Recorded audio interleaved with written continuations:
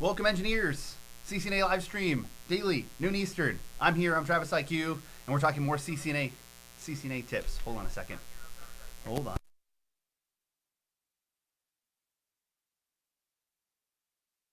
Dope.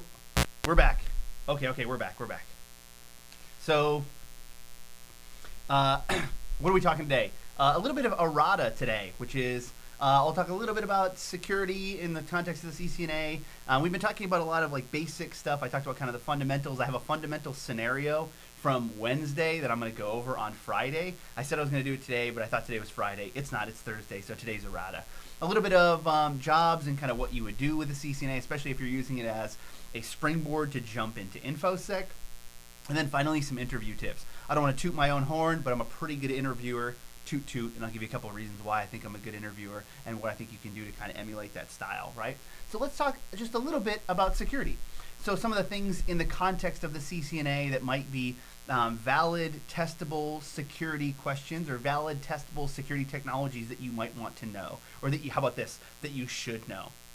All right, I'll talk about a couple that I think are really basic or that I think are like really standard, and a couple that I think kind of are offshoots that people kind of forget about but are going to be on there too. So the first one is traffic filtering.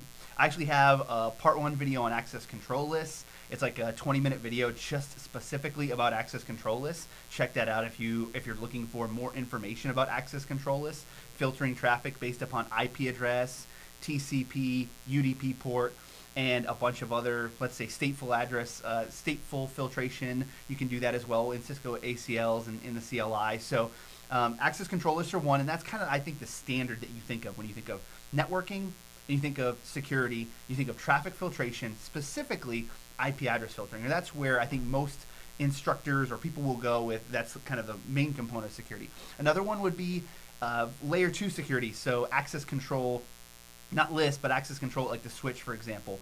Port-based access control. Generally, we'll talk about things like 802.1x. 802.1x is port-based access control. This is a framework for facilitating port-based access control, and it's you usually utilize something like, let's say EAP over LAN in conjunction with like radius servers and things like this. This is a little bit more technical today than I have been in my previous days, but I'm giving you some terminology here. Don't be intimidated by it if you aren't familiar with it. If you are, then you're probably keeping up with me a little bit. I'm going fairly fast-paced here as we only have 10 minutes every day.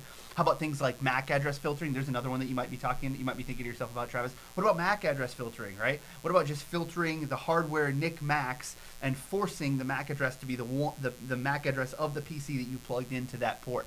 That's a really great way to filter.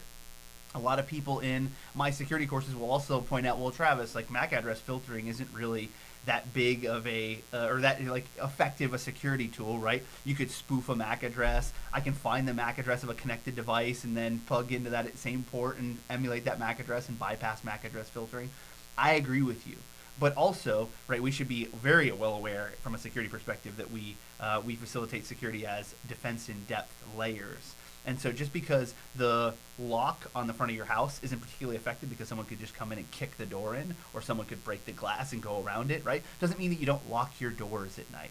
So MAC address filtering is another one. Let's talk about some other subsets here. You can talk about things like dynamic ARP inspection and DHCP snooping. You might talk about proverbially some other things like security information and event management. Some of Cisco's like ICE, ISE, their SecureX, their there's a bunch of other components there. There's firepower threat defense, right? There's a bunch of other technologies that you might want to learn a little bit about, but this is just kind of an intro here. I will talk very quickly about dynamic ARP inspection and DHCP snooping, for example. These are great questions that I actually really love. I'm going to do like a whole video on it, why I think they're such a good question. But for example, DHCP snooping. What if someone was going to send out rogue DHCP offers on my subnet? I want to prevent that, especially, and you have to do that at the switch. So something like DHCP snooping, looking for rogue DHCP offers.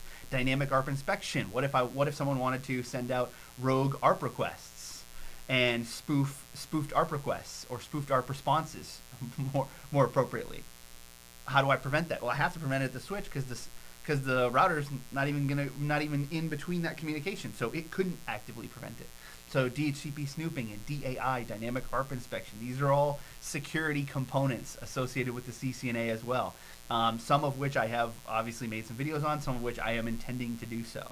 So anyway, we're about halfway through here. Those are some of my security ideas, or some of the major components of security in the context of the CCNA specifically. There's a bunch of other things there with firewalls and firewall configs and whatnot, but I'm not going to go into as much depth because also the CCNA is network based and network focused. So we should probably focus more on the fundamentals of networking, anyways. But this is a good focus as well.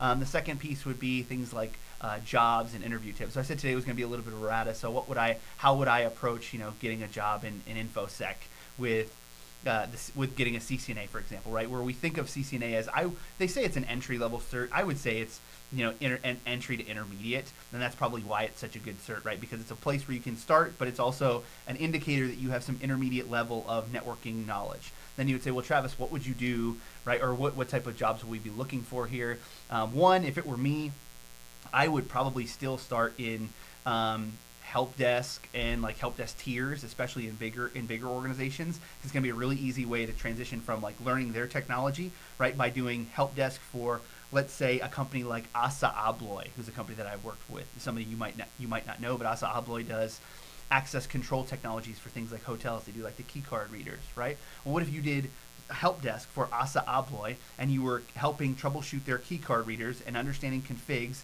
and key card readers in their network, right? And then you said, hey, I've got a CCNA, I want to go work for your network engineering team, right? I want to work with getting those I want to work with integrating those key card readers into big organizations, or I want to work with our remote management utilities, and I want to work in the network doing this stuff, right? That's a much easier transition than getting a CCNA and going to a company like Assa Abloy and saying, hey, I want to be a network engineer for you guys.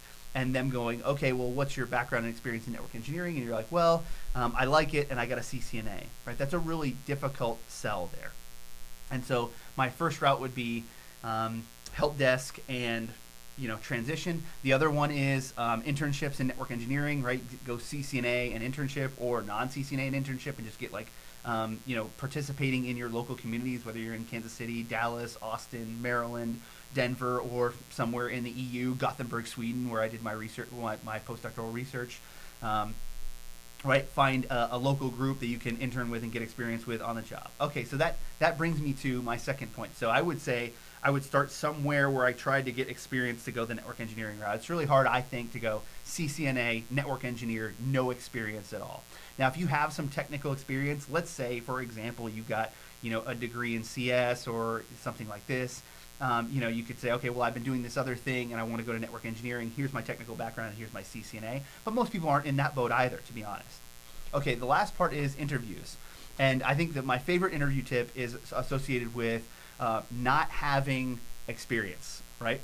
I've been in this boat before. I've made transitions to different careers. I was a researcher in chemical engineering. I did a postdoctoral research fellowship, came back and did network engineering and security from there, right?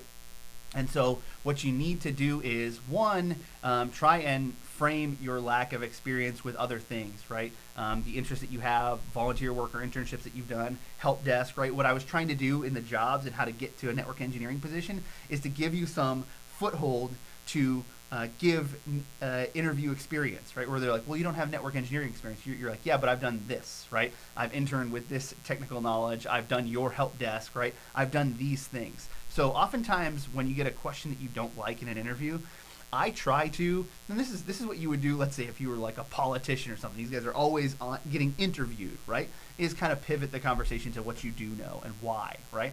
And that's what I do as well. I would also, the second thing that's really, really important here in interview tips, so one is kind of pivoting the things that you do know and relating it to the question, which is pretty good.